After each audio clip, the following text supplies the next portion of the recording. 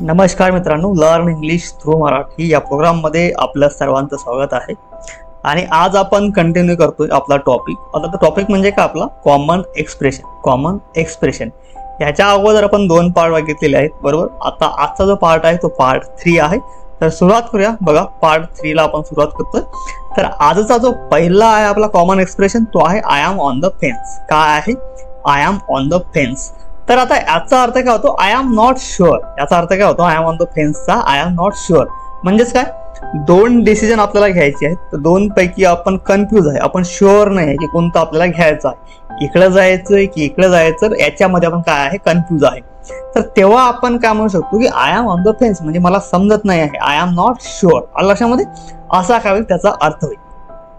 आता खाली एक सिच्युएशन दिलेली आहे. तर ती सिच्युएशन कशी आहे ते म्हणजे ती एक स्टोरी आहे, ती आपल्याला अंडरस्टँड करायची, जेणेकरून तुम्हाला जे I am on the fence हा कॉमन एक्सप्रेशन आहे तो पूर्णपणे येईल एकदम लक्षात आणि तुम्ही विसरणार नाही सुद्धा. लक्षात. जसं की बघा, चुजिंग बिटवीन 2 ऑप्शन्स. काय choosing between 2 option?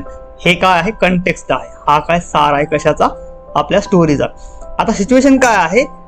2 friends are arguing about where to go for dinner. 2 मित्र आहेत. 2 मित्र काय करत आहे? आर्ग्यू करत आहे. आर्ग्यू म्हणजे काय? वाद करणे. आर्ग्यू म्हणजे काय? वाद करणे. About where to go for dinner. कशाबद्दल? आपल्याला कुठं जायचं, कशासाठी? डिनरसाठी. म्हणजे काय, जेवण करण्यासाठी आपल्याला कुठं जायचं. तर याच्याबद्दल काय 2 मित्रांमध्ये काय वाद होत आहे.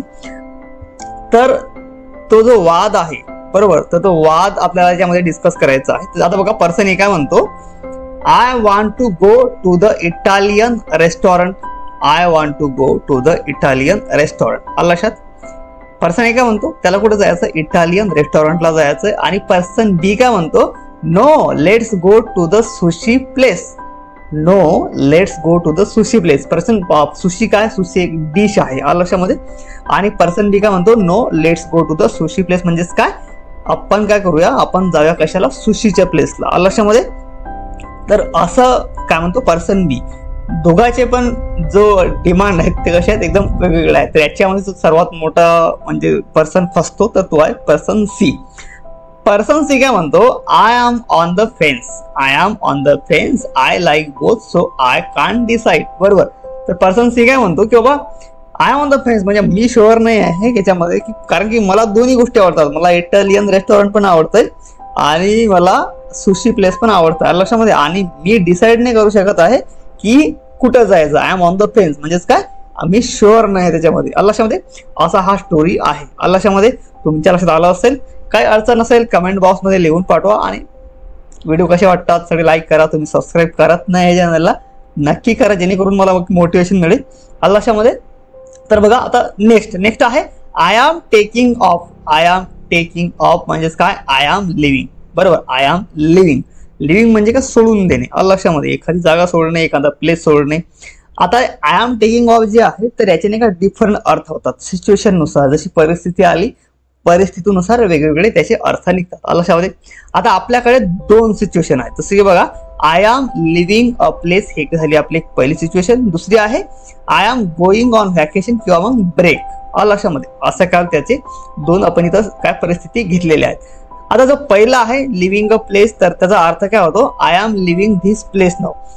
एखादं ठिकाण आहे, ते ठिकाण तुम्हाला सोडायचं आहे, तर तेव्हा सुद्धा आपण काय म्हणू शकतो? I am taking of. लक्षात.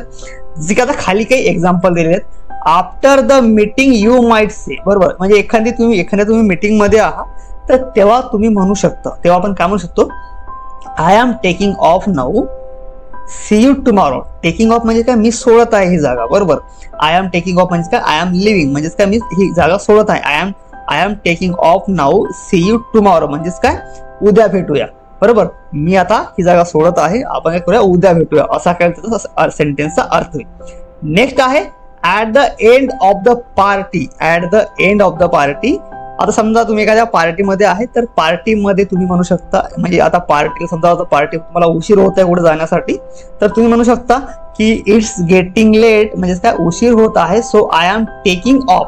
बरोबर. It's getting late so I am taking off म्हणजेच काय? मला उशीर होत आहे तर मी आता इथून निघतो म्हणजेच काय? मी ही जागा सोडत आहे. लक्षामध्ये. असा काय याचा अर्थ होईल. आता जो दुसरी परिस्थिती आहे ती आहे गोईंग ऑन व्हॅकेशन किंवा ब्रेक. म्हणजे एखाद्या व्हॅकेशनला जाणे किंवा मग ब्रेक घेणे. एक म्हणजे काय, त्याला काय म्हणतो आपण सुट्टी घेणे सुद्धा म्हणून त्याला म्हणू शकतो. मिनिंग आहे I am going on vacation किंवा मग I am taking break. Example बघा, before going on a holiday, बरोबर, म्हणजे सुट्टीवर जाण्या अगोदर काय म्हणतं, सुट्टीवर जाण्या अगोदर तुम्ही काय म्हणू शकता, आय एम टेकिंग ऑफ, मी एक ब्रेक घेणार आहे कशाचा, next week to visit my family. म्हणजेच मी काय करत आहे, सुट्टी घेत आहे म्हणजे ब्रेक घेत आहे पुढच्या आठवड्यामध्ये कशासाठी, टू व्हिजिट माय फॅमिली. आलं लक्षामध्ये, म्हणजेच काय, मी माझ्या फॅमिलीला भेटण्यासाठी काय करत आहे, ब्रेक घेत आहे, सुट्टी घेत आहे, असा काय त्याचा अर्थ होईल. नेक्स्ट आहे taking a break from work, म्हणजे कामापासून सुट्टी घेणे.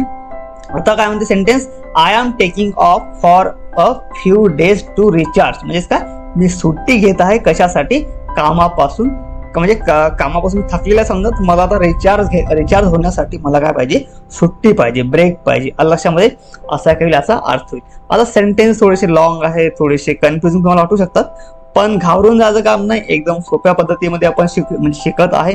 आणि तुम्हाला असं वाटत असेल की थोडेसे अवघड जात आहेत, तर व्हिडिओ पुन्हा बघा, जेणेकरून तुम्हाला अजून एक चांगल्या प्रकारे लक्षात येईल. लक्षामध्ये आता बघा, नेक्स्ट आहे take it easy. Take it easy म्हणजेच काय, काम डाऊन, काम डाऊन. आपण म्हणतो ना, बस शांत राहा थोडासा, बरोबर, शांत राहा, टेक इट इझी, शांततेमध्ये घे गोष्टी. लक्षामध्ये असं आपण म्हणतो. तर तेव्हा आपण इंग्लिशमध्ये काय म्हणू शकतो, take it easy, take it easy. जसं की आता सिनेरिओ, म्हणजे आता इथं पण सिच्युएशन आहेत. जसं की सिनेरिओ बघा, सिनेरिओ काय आहे, a student is worried about an upcoming test. The student is worried about an upcoming test. आलं लक्षामध्ये, म्हणजेच काय, स्टुडंट आहे तो चिंतेमध्ये आहे कशाच्या, येणाऱ्या टेस्ट बद्दल. तर टीचर काय म्हणतो, don't stress too much about the test, don't stress too much about the test, just take it easy and you will do great. बरोबर, टीचर काय म्हणतो, डोंट स्ट्रेस टू मच, म्हणजे जास्त ताण घेऊ नको या गोष्टीचा, जस्ट टेक इट इझी म्हणजे काम डाऊन हो, आणि यू विल डू ग्रेट म्हणजे तू काय करशील, एकदम चांगल्या प्रकारे एक्झाम देशील. लक्षामध्ये असा काय त्याचा अर्थ. आता दुसरी परिस्थिती काय आहे, a friend is rushing to finish their homework. म्हणजे जे मित्र आहेत तर त्यांच्यामध्ये गोंधळ झालेला कशाचा, होमवर्क कम्प्लीट करण्याबद्दल. जसं की आता फ्रेंड काय म्हणतो, I have to finish this assignment tonight. म्हणजे मला ही जी असाइनमेंट आहे तर ती कशी आज रात्रीच काय मला ती कम्प्लीट करायची आहे. तर समजा आता दुसरा फ्रेंड काय म्हणतो, take it easy, you still have few days to complete it. लक्षामध्ये टेक इट इझी म्हणजेच काय, काम डाऊन होऊन जाय, कारण यू स्टील हॅव, तुझ्याकडे काय अजून काही दिवस आहेत, टू कम्प्लीट इट म्हणजे ते कम्प्लीट करण्यासाठी तुझ्याकडे काय आहेत, काही दिवस आहेत, त्याच्यामुळे काम डाऊन, टेक इट इझी. लक्षामध्ये असे काही सेंटेन्सचे अर्थ होईल. होप तुमच्या लक्षात येत असेल, बरोबर, मी अशी आशा करतो. आणि अडचण असेल तर नक्की कमेंट बॉक्समध्ये लिहून पाठवा, मी नक्की चेक करेल, नक्की त्याच्यावर रिप्लाय देईल. लक्षामध्ये आता बघा, नेक्स्ट आहे watch your step. Watch your step, तर याचा अर्थ काय होतो, बी केअरफुल. बी केअरफुल म्हणजेच काय, काळजीपूर्वक आपण त्याला म्हणतो मराठीमध्ये, म्हणजे काळजीपूर्वक राहा, अवेअर राहा थोडासा, असा काही त्याचा अर्थ होईल, वॉच युअर स्टेप. आता बघा, टीचर काय म्हणतो, हे निगोशिएटिंग अ डील. निगोशिएट म्हणजे काय करणे, आपण म्हणतो ना की जेव्हा दोन व्यक्ती येतात जवळ आणि ते निगोशिएट करतात एखाद्या गोष्टीबद्दल, तर त्याला काय म्हणतो, पण एखादी डील असेल, बरोबर, डील वरती काय निगोशिएट करतात, म्हणजे आपण भाव करतो एकमेकांबद्दल, बरोबर. जसं एखादी वस्तू आहे आणि आपण दोन डीलर आहेत, तर त्याच्यामध्ये आपण काय करतो, एक भाव ठरवतो, तर ते भाव जो निगोशिएट आहे, त्याला आपण निगोशिएट करणं म्हणतो, दलाल म्हणतो साध्या भाषेमध्ये. तर की बघा, when negotiating a deal, it's important to watch your step.